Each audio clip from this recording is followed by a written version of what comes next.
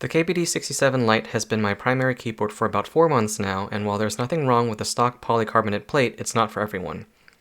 Fortunately, Bredworks offers palm and FR4 plates to give people options to change things up. I've had this FR4 plate for weeks now while I waited for the palm one to arrive, so thank you very much to Biscut for getting this to me a little early. He's the gentleman behind Bredworks who designed and ran the group buy for these plates.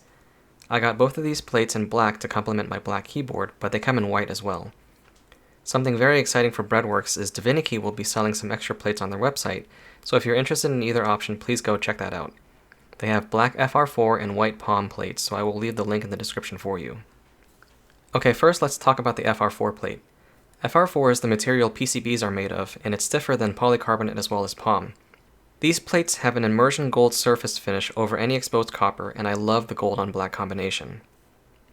On the other hand, the palm plates are made of raw palm, so you can fully expect them to come with scratches and blemishes from the factory. That doesn't affect the performance of the plates at all, so keep that in mind. When you get your palm plate, you will want to peel the protective film off the back.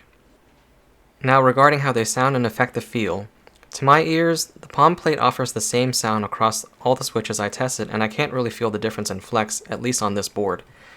As for the FR4, I'm in love with how it alters the sound profile of the switches.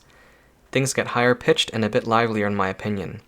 I will be playing sound tests for each plate using 3 switches, the Gateron Ink Black, Durock Piano Palm, and the Cherry MX Black Hyperglides. Let me know in the comments what you think about the different plate options. Thanks for watching.